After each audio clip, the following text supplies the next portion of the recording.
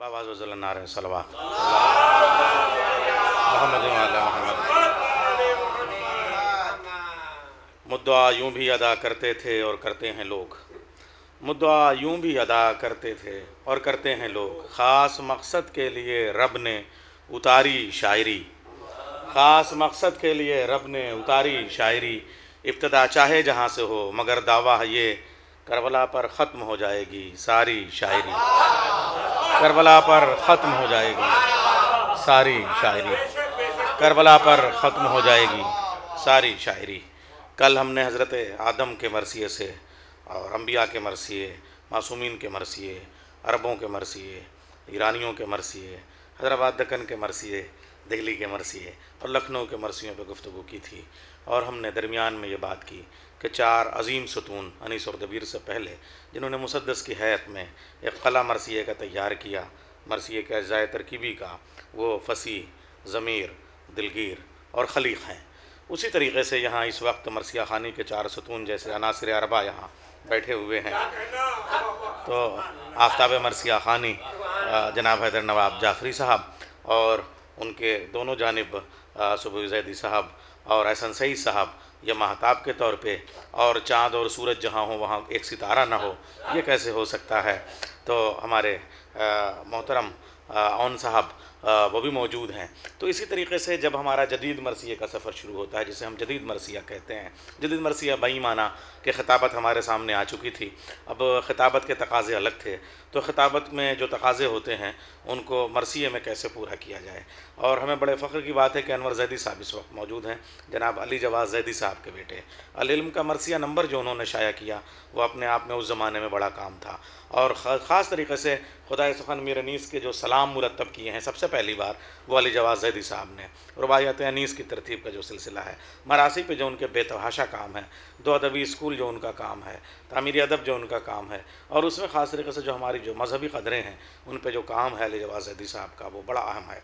मैं इस हवाले से बात करना चाहूँगा, जदीद मरसिए में मौज़ूआत हमारे दरमियान आने लगे, मगर अब उसके चार सतून बनते हैं, और वो चार सतून हैं नजम आफंदी, जोश मलिकाबादी, जमील मजहरी और आले रज़ा एडुकेट।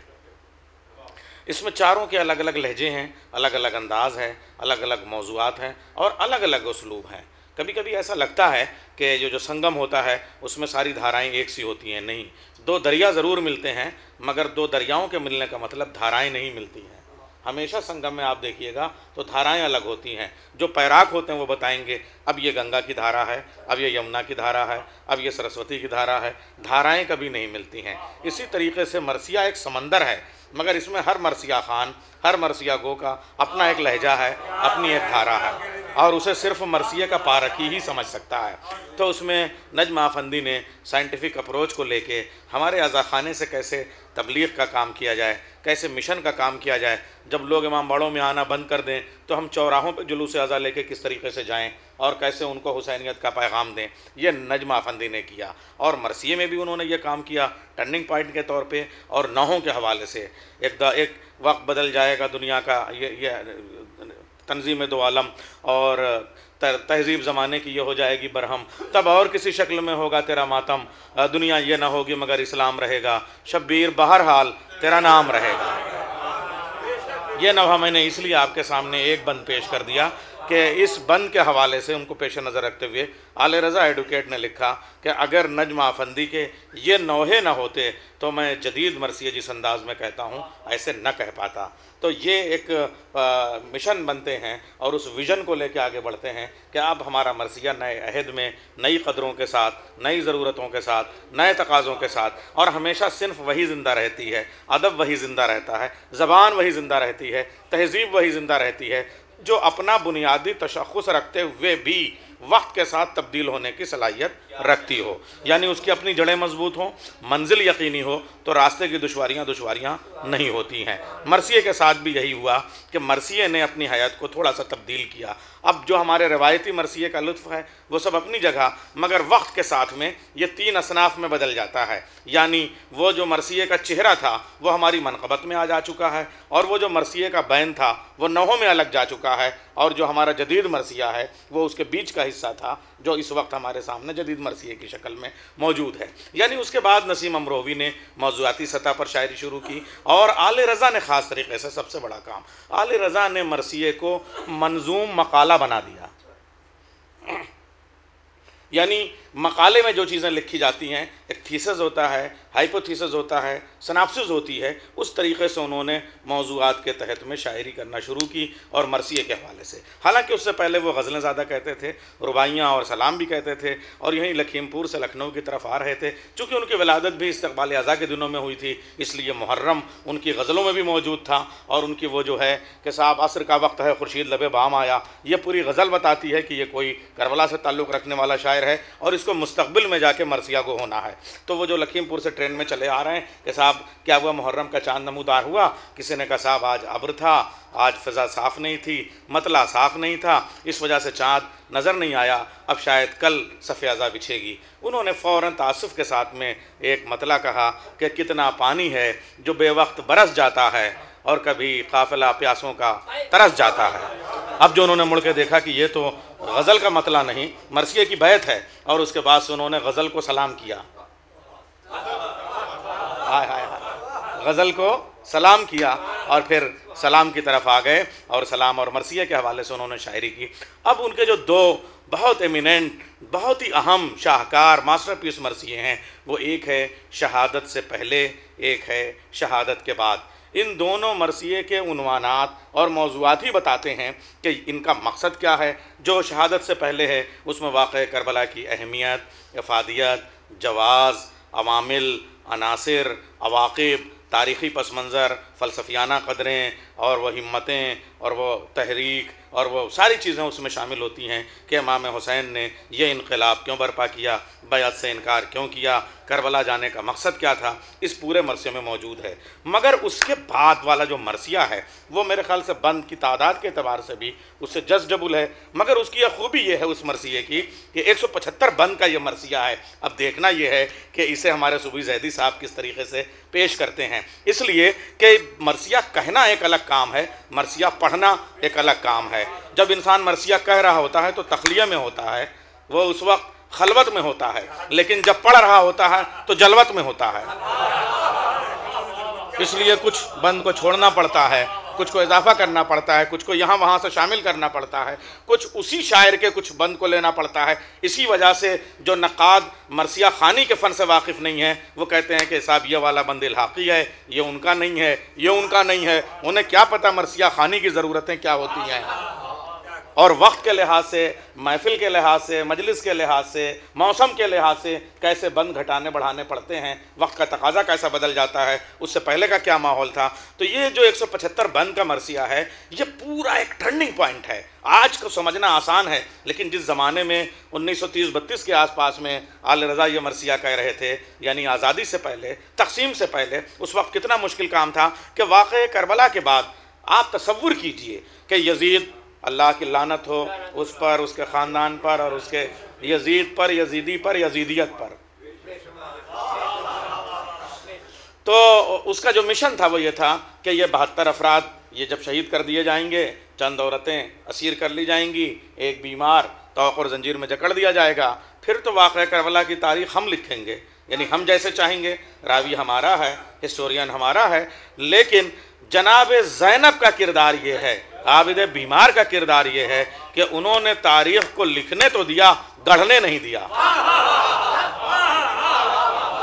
तारीख़ बढ़ेगी मगर तारीख़ गढ़ी नहीं जाएगी, तारीख़ को गढ़ने न दिया अपने खुतबों के ज़रिए से, अपनी तहरीक के ज़रिए से। तो शहज़ादी ज़ैनब सिर्फ़ एक बाप की बेटी नहीं है, शहज़ादी ज़ैनब सिर्फ़ एक माँ की लाडली नहीं है, शहज़ादी ज़ैनब सिर्फ़ 2 चाँद जैसे शहज़ादों की माँ नहीं है, शहज़ादी ज़ैनब सिर्फ़ हुसैन जैसे गयूर इमाम की बहन नहीं है, शहज़ादी ज़ैनब सिर्फ़ अब्बास जैसे गैरतदार भाई की शरीक बहन नहीं है, शहज़ादी ज़ैनब सिर्फ़ और सिर्फ़ करबला की शाम गरीबा की एक दुखिया औरत नहीं है, बल्कि शहज़ादी ज़ैनब एक तहरीक हैं, एक एहतजाज हैं, एक बानी अज़ा हैं, एक मिशन है और एक इस्लाम का वो पैगाम है कि किस तरीक़े से इस्लाम को बचाना है, रिसालत को बचाना है, नबूवत को बचाना है, इमामत को बचाना है। तो जो जो यजीद के मंसूबे हैं उसको खुतबों में ढाला जनाब ज़ैनब ने, कभी कूफे में, और फिर पूरा करबला से शाम तक का जो सफ़र है उसमें खुतबों के लहजे अलग अलग हैं। आबिद बीमार का जो खुतबा है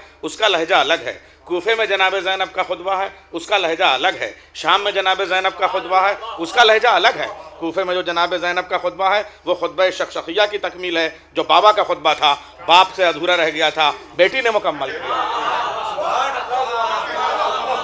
खुतबा शख्सिया के बाद खुतबा कूफा को जोड़ दीजिए आप तो बिल्कुल आपको लगेगा कि वही तसलसल है, वही रवानी है, वही धारा है। और जो शाम वाला खुतबा है वो बिल्कुल ऐसा लग रहा है कि दरबार मदीना में जो खुतबा बाग़ फ़िदक के मौके पे खुतबा फ़िदक शहज़ादिया आलमियान हज़रत फ़ातिमा ज़हरा सलामुल्लाह अलैहा ने दिया था, वो उस खुतबे की तकमील है कि वहाँ कुछ मलूनों की वजह से वो खुतबा अगर रुका तो एक बेटी ने बाप का खुतबा भी मुकम्मल किया, माँ का खुतबा भी मुकम्मल किया, और जहाँ बाप ने कूफे में खुतबा छोड़ा था उसी कूफे में जाके मुकम्मल किया, और दरबार में माँ ने खुतबा छोड़ा था तो एक दरबार में जाके बेटी ने मुकम्मल किया। तो उस खुतबे का वो मयार है। और जो मौला सज्जाद का खुतबा है उसमें मर्द की जो हमीयत होती है, और वो भी पूरी दुनिया में साहिब गैरत अगर कोई है तो बनु हाशिम है। बनु हाशिम में अगर कोई साहिब गैरत है तो वो ख़ानदान अहले बैत है। और फिर उन ख़ानदान अहले बैत में गैरत करबला के बाद मुजस्सम अगर कहीं नज़र आती है तो मौला सज्जाद की गैरत है। अब वो मौला सज्जाद के जो खुतबे हैं वो खुतबों की तकमील और खुतबों के लहजे की नहीं है। ऐसा लग रहा है कि बद्र और उहद में मौलाए कायनात ने जो रजस पढ़ा था वो रजस मुकम्मल हो रहा है मौला सज्जाद के खुतबों से। अब उन खुतबों पे मरसिये में कहना और उनके फ़िक्रों को तर्जुमे में ढालना मंजूम तर्जुमा है उन खुतबों का आपका ये मरसिया जो आप पेश करने जा रहे हैं। और जाहिर सी बात है उसमें कहीं कहीं अरबी के टुकड़े, ये आले रज़ा का उस ज़माने का कमाल है। आज तो हम मुसद्दस के फार्म में, मुसद्दस की हैत में छोटे छोटे मुसद्दस कह के 10 बन के हम खुतबों को मंजूम कर लेते हैं, लेकिन आज सब चीज़ें हमारे सामने शायरी में मौजूद हैं। लेकिन जिस ज़माने में ये नहीं था, यानी प्री इंडिपेंडेंस इंडिया में, उन्होंने उस वक्त ये मरसिये कहे हैं। और ये मरसिये उन्होंने कहे हैं इसी लखनऊ में कहे हैं। पहला मरसिया शहादत से पहले इमाम बाड़ा नाजिम साहब में पढ़ा है, और इमाम बाड़ा नाजिम साहब में पढ़ा है तो जितने मुसलमान थे उतने ही क्रिश्चियन थे। शिया सुन्नी की बात नहीं कर रहा हूँ, क्रिश्चियंस थे, अंग्रेज़ थे, गोरे थे, हिंदू थे, सब सिख ईसाई सारे मौजूद थे। और नाजिम साहब के इमाम बाड़े में दोनों दर जो है और वो पूरा जो आगे का जो लान है और रिवाक है सब भरा हुआ था, मजमा छलक रहा था। और उस वक्त उन्होंने मरसिया पढ़ा शहादत के पहले। और जो हुसैन और इनकलाब जोश ने मरसिया कहा वो इसी मरसिये को देख के मुतासिर होने के बाद दूसरे साल उन्होंने कहा करबला ताज को बर्दाश्त नहीं कर सकती। ये सब मिसरे आले रज़ा के बाद के हैं। जोश साहब उनके यहाँ जाया करते थे। और फिर उन्होंने इस मरसिये को दूसरा हिस्सा जो दिया है वो है शहादत के बाद। वो मरसिया भी इसी लखनऊ में खाखान मंजिल में पढ़ा गया था। और बाद में हिजरत करके जब वो पाकिस्तान गए तो पाकिस्तान में पहली मजलिस अगर किसी ने की तो आले रज़ा ने, पहली रुबाइयाँ अगर पढ़ी तो आले रज़ा ने, पहले सलाम अगर किसी ने पढ़े तो आले रज़ा ने, पहला मरसिया अगर किसी ने वहाँ जाके पढ़ा तो आले रज़ा ने। लखनऊ की तरबियत थी, कराची की खाक छानते थे, मजलिस कहाँ है, मातम कहाँ है, फर्श अज़ा कहाँ है। और वो रुबाइयाँ वहाँ जाके कहते थे कि तस्कीन दहे अंदोह नहा है मजलिस, गम अपना बहलता है जहाँ है मजलिस, अल्लाह रे गरीबुल वतनी का आलम, हम पूछते फिरते हैं कहाँ है मजलिस, हम पूछते फिरते हैं कहाँ है मजलिस। ये आले रज़ा वहाँ जाके कहते थे। अब ये सिर्फ लखनऊ नहीं बिछड़ा है बल्कि मुहर्रम बिछड़ रहा है, फर्श अज़ा से बिछड़ रहे हैं। ये कैफियत आप देखिए कि कराची में लखनऊ को वो कैसे याद करते हैं। जो रुबाइयाँ उन्होंने कहीं कि जो कैफ है हम दम न कभी छूटेगा, जो कैफ है हमदम न कभी छूटेगा, जिंदा हैं तो ये गम न कभी छूटेगा, जिंदा हैं तो ये गम न कभी छूटेगा। घर छूट गया घर का मुहर्रम छूटा, घर छूट गया घर का मुहर्रम छूटा, शब्बीर का मातम न कभी छूटेगा, शब्बीर का मातम न कभी छूटेगा। घर छूट गया घर का मुहर्रम, क्या हिजरत का कर्ब है देखें आप। घर छूट गया घर का मुहर्रम छूटा, शब्बीर का मातम न कभी छूटेगा। ये वो पहली रुबाइयाँ हैं जो वहाँ की पहली मजलिस में जब वहाँ मुनक़िद हुई है तो आले रज़ा ने पढ़ी है। और उसके बाद में जो पहला सलाम पढ़ा वो क्या खूबसूरत कि मिटाते हैं मुसलमान को ये काफिर, मिटाते हैं मुसलमानों को ये काफिर जहाँ वाले जफ़ा वाले, मिटाते हैं मुसलमानों को ये काफिर जफ़ा वाले। बहुत याद आएंगे हमको, बहुत याद आए हमको इस बला में करबला वाले। ज़माने के तबीबों को मुबारक उनकी तदबीरें, डॉक्टर साहब ज़माने के तबीबों को मुबारक उनकी तदबीरें। हमारे पास भी नुस्खे हैं कुछ खाके शिफा वाले, हमारे पास भी नुस्खे हैं कुछ खाके शिफा वाले। अजब क्या हो तकाज़ा मजलिस अर्ज़े खुरासा में, किसी को याद हैं अशार कुछ आले रज़ा वाले, किसी को याद हैं अशार कुछ आले रज़ा वाले। तो मोहतरम आले रज़ा एडवोकेट ने हमारी शायरी को मकसदियत की तरफ, एक मिशन की तरफ, एक मकाले की तरफ, एक तरतीब की तरफ, एक तंजीम की तरफ, एक तहरीक की तरफ जिस तरीके से मोड़ा है और हमारी शायरी से वो ज़रूरतें पूरी हुई जो वक्त का तकाज़ा था। और उसके लिए उन्होंने ख़ास तरीके से अब जो हमारी रिवायती शायरी है, और जाहिर सी बात है रज़्म जो रिवायती शायरी का लुत्फ़ है, और एक बात समझ लीजिए कि मुड़ के अगर रिवायत की तरफ ना आइए तो लुत्फ़ आता वाता नहीं है। रिवायत एक इतना खूबसूरत लफ्ज़ है कि रिवायत ही में नई रिवायत पैदा कर सकते हैं आप, लेकिन बिदअत ना कीजिएगा, रिवायत रिवायत ही रहे, इसलिए कि जो उसका हुस्न है। मगर उसमें जो नई रिवायत उन्होंने कायम की वो ये कि हुसैनियत को एक पैगाम के तौर पे उन्होंने पेश किया। मसलन सिर्फ हुसैनियत को कितने मानों में वो पेश करते हैं, हुसैनियत को बचाता है, हुसैनियत को बचाना है इज़्ज़त इस्लाम। अब हुसैनियत का काम देखिए, हुसैनियत को बचाना है इज़्ज़त इस्लाम, हुसैनियत को मकानी हदों से काम नहीं, हुसैनियत को फ़िज़ाओं में दूर जाना है, फ़राज़े हक़ से पुकारा हुसैनियत का भरम।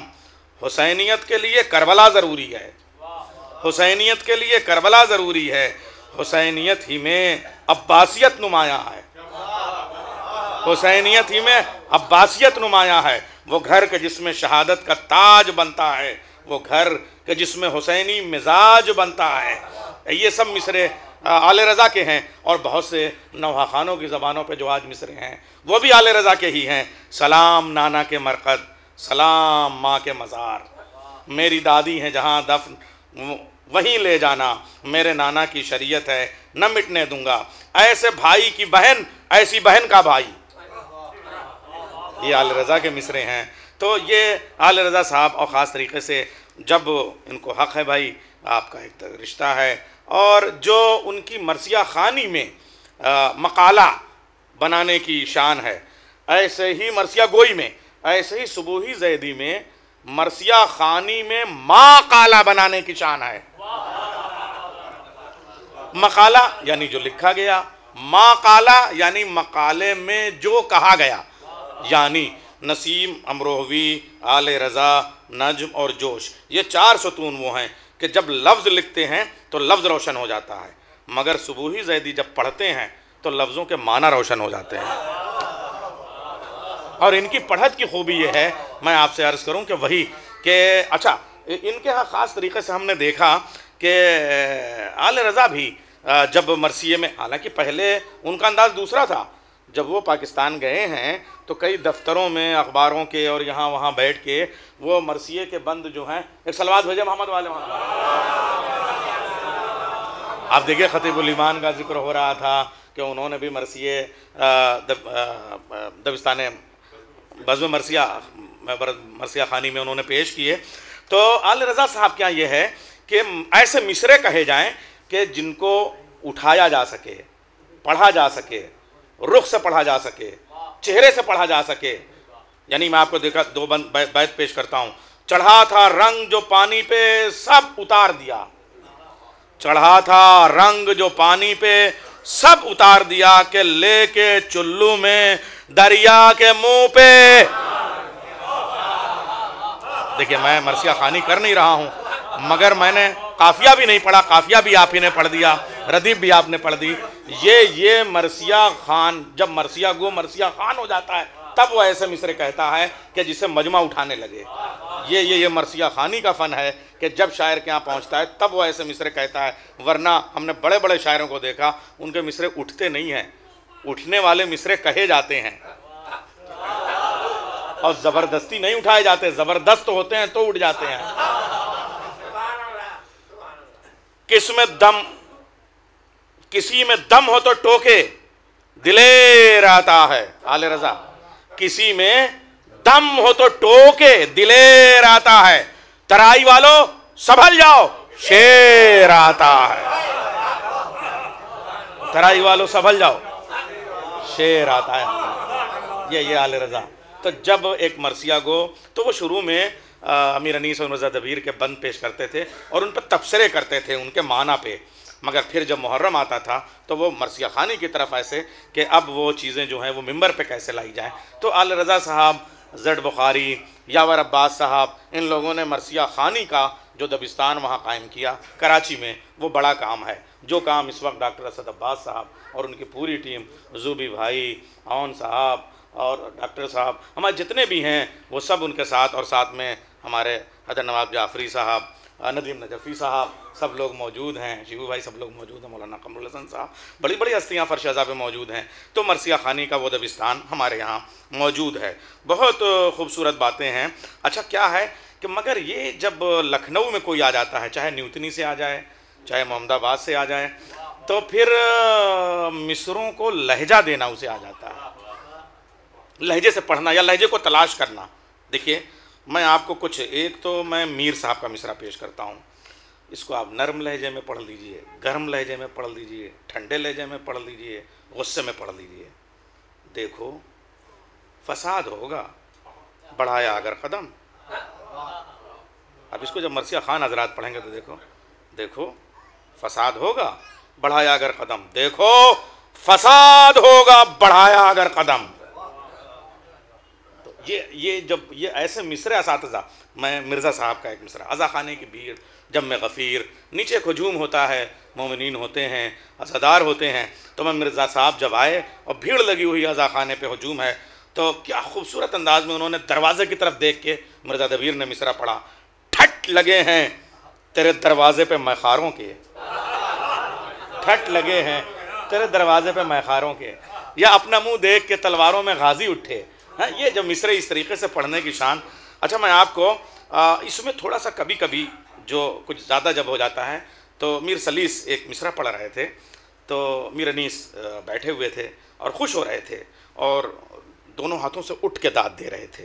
यानी दाद देने में भी आपको बताएं कि मरसिया खानी खाली हुनर नहीं है, मरसिया खानी को सुनना भी एक हुनर है। हाँ, जैसे कभी कभी हम लोग है ना इल्म व अदब का ताजमहल बने हुए या चुपचाप बैठे रहते हैं, या काबिलियत का पुतला बने हुए चुप रहते हैं, तो मरसिया खान जो है उसे अपने लहजे की ज़र्ब से अगर तोड़ न दे तो फिर मरसिया खान नहीं। तो फिर आपको उसके दाद देने के तरीक़े भी हैं। हाँ ये भी है, मैं आपको बताऊं अब पढ़ने के भी तरीक़े।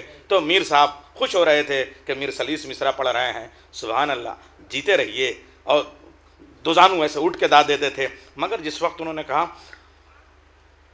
वो उठा पर्दा इधर और वो हुसैन आए, अच्छा मजमे ने उधर देखा, मगर उन्होंने कहा वो उठा पर्दा इधर और वो हुसैन आए, बस उन्होंने कहा जी ये गर्दन से पढ़ना कहाँ से शुरू हो गया।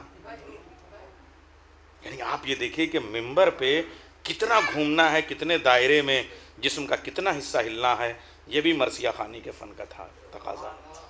मीर साहब ने उस वक्त ये जुमला कहा था।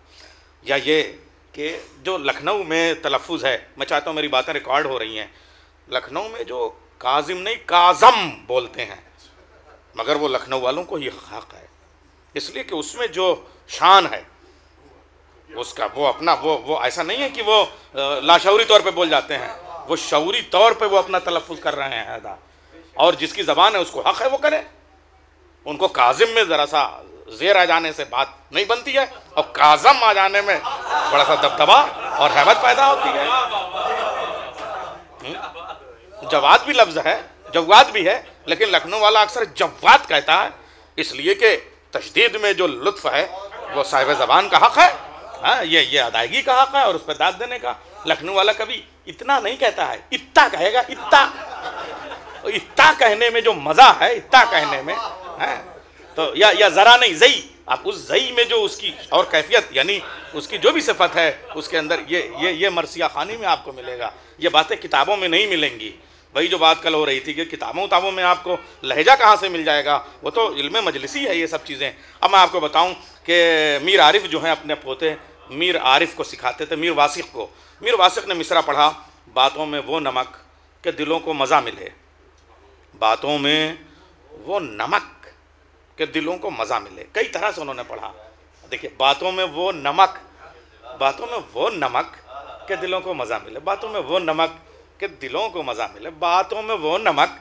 उन्होंने कहा बेटे ऐसे नहीं पढ़ा जाता साहबजादे सल्लमहु, तलफ़्फ़ुज़ को लखनवी बनाइए लहजे को। कहा कैसे? कहा इसमें वाव पे एक तशदीद लगाइए और नून पे एक तशदीद लगाइए। बातों में वो नमक ये कभी नहीं बात बन पाएगी। बातों में वो नमक के दिलों को मज़ा मिले, ये लखनऊ है। अब आपको कहीं भी पूरी दुनिया में, मैं किसी शहर का पर्टिकुलर नाम नहीं लेना चाहता, मगर वो नमक ही कहेंगे। अब वो नमक वाला जो हुस्न है वो सिर्फ लखनऊ में आपको मिलेगा।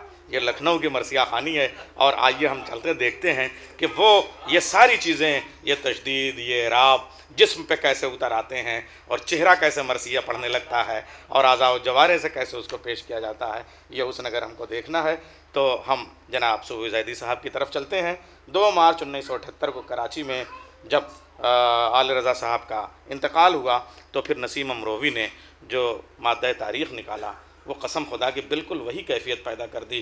वही बात याद आ गई कि जैसे मिर्ज़ा सलामत अली दबीर ने खुदाए सुखन मीर अनीस का माद्दा तारीख़ निकाला था, तूरे सीना बेकलीमुल्लाह मिंबर बे अनीस। क्या खूबसूरत मिसरा नसीम अमरोवी ने आले रज़ा साहब का निकाला।